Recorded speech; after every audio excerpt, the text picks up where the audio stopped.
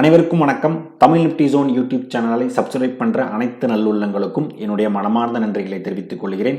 இன்றைக்கி நம்ம இந்த வீடியோவில் என்ன பார்க்க போகிறோம் அப்படின்னா, மெயின் போர்டு ஐபிஓ தான் ஒன்று பார்க்க போகிறோம். Smart works coworking spaces limited. இந்த கம்பெனி என்ன மாதிரியான பிஸ்னஸ் பண்ணிகிட்டு இருக்காங்க, என்ன மாதிரியான சப்போர்ட் பண்ணிகிட்டு இருக்காங்க, ஐபிஓக்கு ரிலேட்டடான டேட்ஸ் எல்லாமே ஃபுல் அண்ட் ஃபுல் டீட்டெயில் ரிவ்யூவாக நம்ம என்ன பண்ண போகிறோம், பார்க்க போகிறோம். ஸோ ஃபைனலாக நம்ம அப்ளை பண்ணலாமா வேணாமா அப்படின்ற டிசிஷனும் செக் பண்ணலாமா நம்ம இந்த வீடியோ நம்ம தமிழ்லேயே தான் பார்க்க போகிறோம். ஸோ நான் செபி ரிஜிஸ்டர்ட் அட்வைசர் கிடையாது. நீங்கள் இன்வெஸ்ட்மெண்ட் ஸ்டார்ட் பண்ணுறதுக்கு முன்னாடி உங்கள் ஃபினான்ஷியல் அட்வைசரை ஒரு தடவை செக் பண்ணிவிட்டு உங்கள் ரிஸ்க் ரிவார்ட் ரேஷியோக்கு ஏற்ற மாதிரி உங்கள் இன்வெஸ்ட்மெண்ட்டை ஸ்டார்ட் பண்ணுங்கள். இந்த வீடியோ டிஸ்க்ளைமர் அப்ளிகபிள்.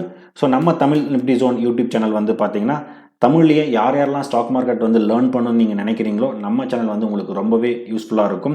நம்ம வீடியோவை ஒன் பை ஒன்னாக என்ன பண்ணுங்கள், பாருங்கள். நம்ம சேனல் உங்களுக்கு பிடிச்சிருந்தா சப்ஸ்கிரைப் பண்ணிட்டு சப்போர்ட் பண்ணுங்கள்.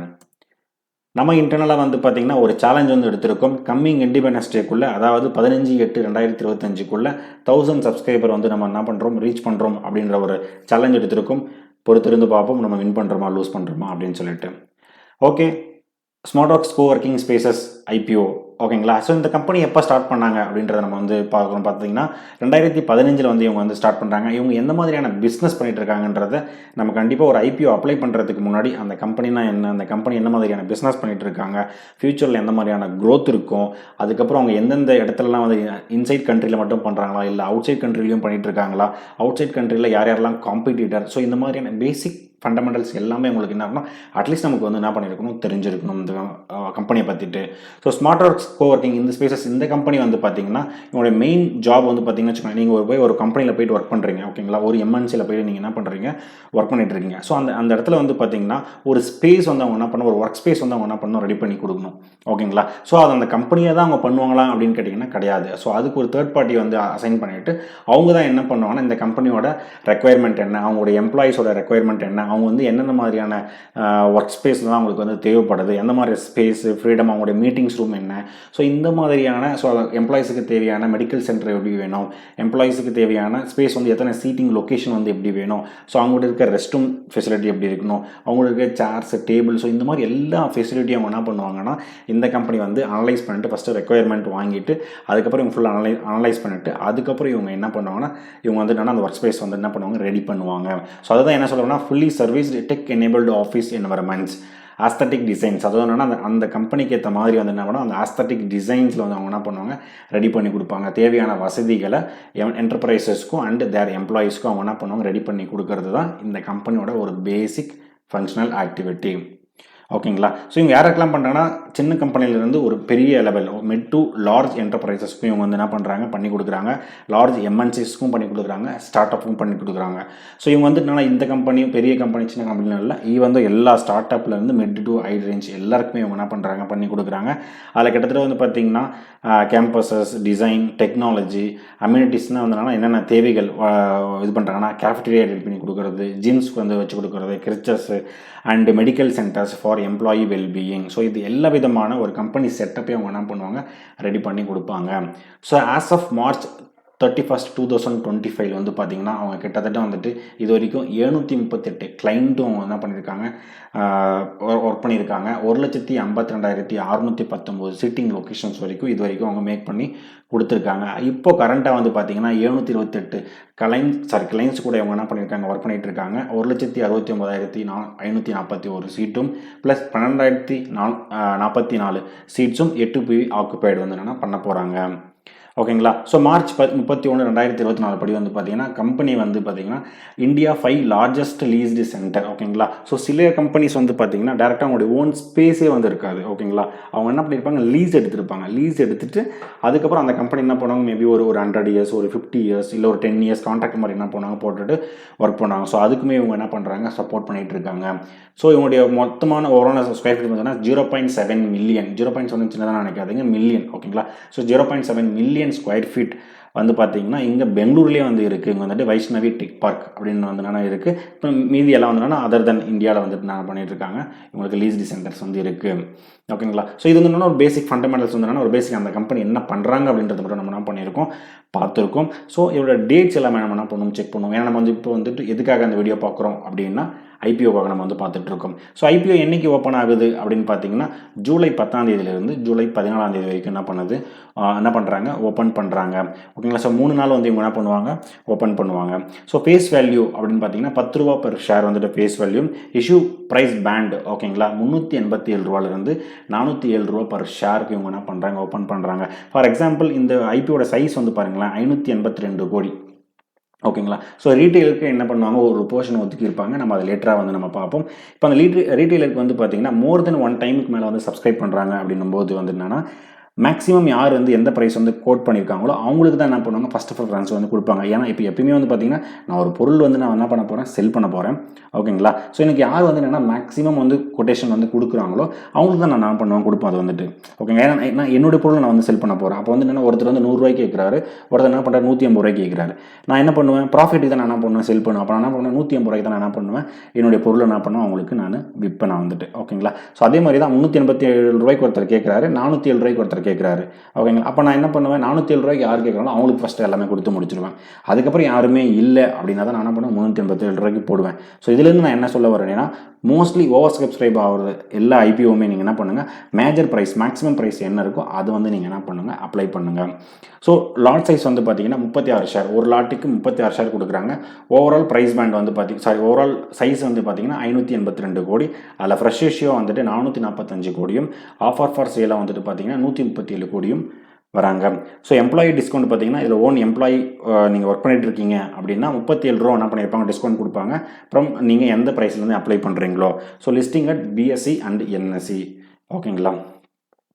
அடுத்ததாக பார்த்தீங்கன்னா ஐபிஓ ஓப்பன் அண்ட் க்ளோஸ் டே நம்ம வந்து பார்த்தாச்சு. ஸோ டென்டேட்டிவ் அலாட்மெண்ட் வந்து பார்த்தீங்கன்னா 4th டே அன்னைக்கு. ஓகேங்களா. 3rd டே அன்னைக்கு உங்களுக்கு அப்ளிகேஷன் வந்து க்ளோஸ் ஆகுது அப்படின்னா 4th டே அன்னைக்கு வந்து பார்த்தீங்கன்னா உங்கள் அலாட்மெண்ட் வந்து உங்களுக்கு தெரிஞ்சிடும். நீங்கள் வந்து ஐபிஓ உங்களுக்கு கிடைச்சிருச்சா இல்லையா அப்படின்றது தெரியும். 5th டே அன்னைக்கு பார்த்தீங்கன்னா உங்களுக்கு கிடைச்சிருந்ததுன்னா உங்களுக்கு டிமேட் அக்கௌண்ட்டுக்கு அந்த ஷேர்ஸ் வந்து கொடுத்துருவாங்க, அந்த லாட் வந்து கொடுத்துருவாங்க. இல்லை கிடைக்கலைங்களா உங்களுக்கு என்ன பண்ணால் அமௌண்ட் வந்து ரீஃபண்ட் பண்ணுறாங்க. ஸோ அது வந்து ஜூலை 16ஆம் தேதி அன்றைக்கி நடக்கும். அதுக்கப்புறம் ஜூலை 17ஆம் தேதி அன்றைக்கி பார்த்தீங்கன்னா டென்டேட்டிவ் லிஸ்ட் டேட். இப்போ வரைக்கும் என்னன்னா tentative list date, but mostly அங்கே தான் வந்து நான் லிஸ்ட் ஆகும் வந்துட்டு. ஸோ நெக்ஸ்ட் வீக் தேர்ஸ்டே வந்து பார்த்தீங்கன்னா ஜூலை 17ஆம் தேதி இந்த ஐபிஓ வந்துட்டு என்னன்னா லிஸ்ட் ஆகிடும். ஸோ யூபிஐ மேண்டேட் கன்ஃபர்மேஷன் அப்படின்னா என்ன அப்படின்னு பார்த்தீங்கன்னா 3rd அன்னைக்கு நீங்கள் என்ன பண்ணுவீங்க ஐபிஓ வந்து அப்ளை பண்ணுவீங்க. அதுக்கப்புறம் வந்து பார்த்தீங்கன்னா மோஸ்ட்லி வந்து நம்ம என்ன பண்ணுவோம் ஒரு கைட் ஆப்பில் வந்து அப்ளை பண்ணுறோம் அப்படின்னா அந்த ஆப்பில் வந்து பார்த்தீங்கன்னா நமக்கு வந்து என்னென்னா ஜிபேவோ இல்லை ஃபோன்பேவோ நம்ம என்ன பண்ணியிருப்போம் லிங்க் பண்ணிவிட்டு அங்கே தான் அமௌண்ட் நம்ம என்ன பண்ணுவோம் கன்ஃபார்ம் பண்ணுவோம். ஸோ அந்த கன்ஃபார்ம் பண்ணுறதுக்கு வந்து பார்த்தீங்கன்னா அன்றைக்கி ஈவினிங் 3rd டே அன்னைக்கு ஜூலை 14ஆம் தேதி அன்றைக்கி அன்றைக்கி வந்து பார்த்தீங்கன்னா 5 மணிக்குள்ளே நீங்கள் என்ன பண்ணணும் கன்ஃபார்ம் பண்ணலாம். நீங்கள் ஐபிஓ அப்ளை பண்ணிவிட்டு மேண்டேட் வந்து நீங்கள் வந்து யூபிஐ மேண்டேட் நீங்கள் பண்ணலனாலும் உங்கள் அப்ளிகேஷன் எடுத்துக்கொள்ளப்படாது. ஓகேங்களா. ஸோ யாரெல்லாம் வந்துட்டுனா எவ்வளோ அப்ளிகேஷன் வந்து போடலாம் அப்படின்னு பார்த்தீங்கன்னா ரீட்டைல் கேட்டகரி வந்து பார்த்தீங்கன்னா மினிமம் 1 லாட்லேருந்து மேக்ஸிமம் 13 லாட் வரைக்கும் நம்மளால் போட முடியும். ஓகேங்களா. ஸோ மினிமம் நமக்கு வந்து பார்த்தீங்கன்னா குறைஞ்சபட்சம் 14,652 ரூபா தேவைப்படும். ரீட்டைல் கேட்டகரிக்கு 1,90,000 ரூபா நமக்கு வந்துன்னா அதிகபட்சமாக தேவைப்படும். ஸ்மால் HNI கேட்டகரி அதுலேயே வந்து பார்த்தீங்கன்னா மினிமமாக வந்து பார்த்தீங்கன்னா 14 லாட்லேருந்து 68 லாட் வரைக்கும் நம்மளால் அப்ளை பண்ண முடியும். பிக் HNI கேட்டகரி பார்த்தீங்கன்னா 69 லாட்டுக்கு மேலே அவங்க பண்ணுறவங்க எல்லாருமே பார்த்தீங்கன்னா பிக் HNI கேட்டகரியில் அவங்க வருவாங்க. ஸோ நமக்கு வந்து 582 கோடின்னு சொல்லிட்டாங்க. ஸோ அந்த 582 கோடியை எப்படி நம்மளால் என்ன பண்ணோம் ஸ்பிட் பண்ண முடியும் அப்படின்றத நம்ம வந்து என்ன பண்ணணும் செக் பண்ணோம் அதில் வந்துட்டு. ஏன்னா நம்ம வந்து என்ன பண்ண போகிறோம் நம்ம வந்து ரீட்டைல் கேட்டகரியில் பண்ண போகிறோமா இல்லை என்ஐயில் பண்ண போகிறோமான்றது நமக்கு வந்து தெரியணும் வந்துட்டு.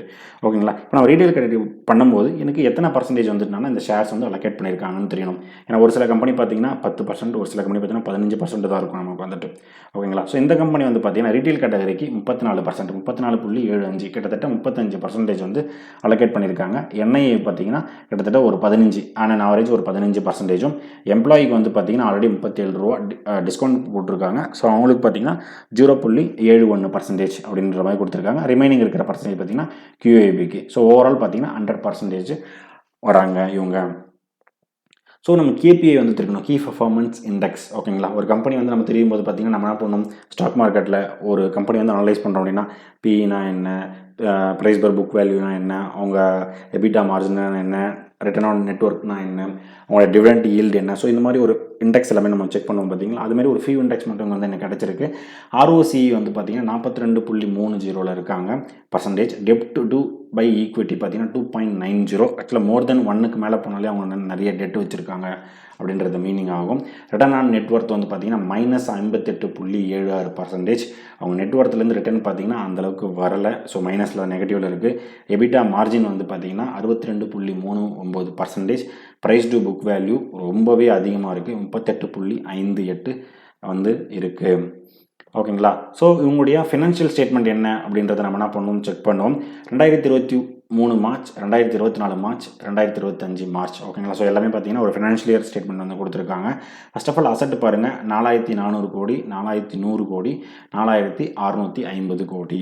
ஓகேங்களா. இது எல்லாமே க்ரோஸில் தான் மென்ஷன் பண்ணியிருக்கோம். ஸோ கிட்டத்தட்ட அசட் வந்து பார்த்தீங்கன்னா லாஸ்ட்டு 3 இயர்ஸில் குறைஞ்சிருக்கு. அதுக்கப்புறம் திருப்பி என்ன பண்ணியிருக்காங்க, ஏறி இருக்காங்க. ரெவென்யூ பார்த்தீங்கன்னா ஒரு கிராஜுவலாக இன்க்ரீஸ் கொடுத்துருக்காங்க. பட் ப்ராஃபிட் உங்களுக்கு இருக்கான்னு கேட்டிங்கன்னா ப்ராஃபிட் உங்களுக்கு இல்லை, நெகட்டிவில் தான் போயிட்டுருக்கு உங்களுக்கு வந்துட்டு. பாருங்களேன், 2023லேருந்து 2024, 2025 லாஸ்ட்டு 3 இயர்ஸாக இவங்க வந்து நல்லா ஒரு லாஸ் மேக்கிங் கம்பெனியாக தான் இவங்க என்ன பண்ணுறாங்க, இருக்காங்க. ஓகேங்களா. ஸோ ஒரு ப்ராஃபிட் பண்ணுற அளவுக்கு இல்லை. ஸோ அதனால தான் வந்து பார்த்திங்கன்னா இந்த கேபிஐயுமே வந்து பாருங்களேன், கேபிஐ பார்த்தோன்னா கூட பார்த்தீங்கன்னா ரிட்டர்ன் ஆன் நெட்ஒர்த் வந்து பார்த்திங்கன்னா சரியா இல்லை. ப்ரைஸ் டு புக் வேல்யூ பார்த்தீங்கன்னா ஓவர் வேல்யூ இவங்க என்ன பண்ணுறாங்க, இருக்காங்க. ஓகேங்களா. ஸோ இந்த மாதிரி சில நெகட்டிவ்ஸ் வந்து இங்கே இருக்குது. ஸோ இபிஎஸ் வேல்யூயும் பாருங்கள், இயர்னிங் பர் ஷேருமே வந்து பார்த்திங்கன்னா மைனஸில் இருக்குது. ஸோ போஸ்ட் ஐபிஓவும் சரி, ப்ரீ ஐபிஓவுமே சரி. ஸோ பிஇ வேல்யூ எனக்கு வந்து என்ன பண்ண கிடைக்கல. ஏன்னா வந்து பிஇ வேல்யூ வந்து பார்த்தீங்கன்னா ப்ரைஸ் பார் இயர்னிங்ஸ். ஓகேங்களா. ஸோ இங்கே வந்து ஏர்னிங்ஸே இங்கே வந்து என்னென்னா கிடையில உங்களுக்கு வந்துட்டு நெகட்டிவில் தான் இருக்குது. ஸோ அப்போ மோஸ்ட்லி அதுவுமே என்னென்னா நெகட்டிவில் தான் இருக்கும், ஃபுல் அண்ட் ஃபுல் நெகட்டிவில் தான் இருக்கும். ஸோ இந்த கம்பெனி வந்து பார்த்திங்கன்னா எனக்கு கிரே மார்க்கெட் ப்ரீமியம் இப்போ வரைக்கும் நான் பார்த்த வரைக்கும் இங்கே ரன் ஆகலை. சப்போஸ் உங்களுக்கு வந்து கிரே மார்க்கெட் ப்ரீமியம் ஏதாவது வெப்சைட்டில் வந்து ஏதாவது கிடச்சதுன்னா ஜஸ்ட்டு இது பண்ணுங்கள். ஓகேங்களா. கமெண்ட் பாக்ஸில் வந்து கமெண்ட் போடுங்க, நம்ம அடுத்த சப்ஸ்கிரைபர் வந்து தெரிஞ்சுக்கிட்டோம். ஓகேங்களா. ஸோ ஃபைனலாக நான் வந்து இந்த ஐபிஓ வந்துட்டு என்னென்னா அப்ளை பண்ணுறது கிடையாது. ஏன்னா கிரே மார்க்கெட் ப்ரீமியம் டீட்டெயில்ஸ் எனக்கு எக்ஸாக்டாக வந்து தெரியல, ப்ளஸ் ஃபினான்ஷியல் ஸ்டேட்டஸ் வந்து இல்லை.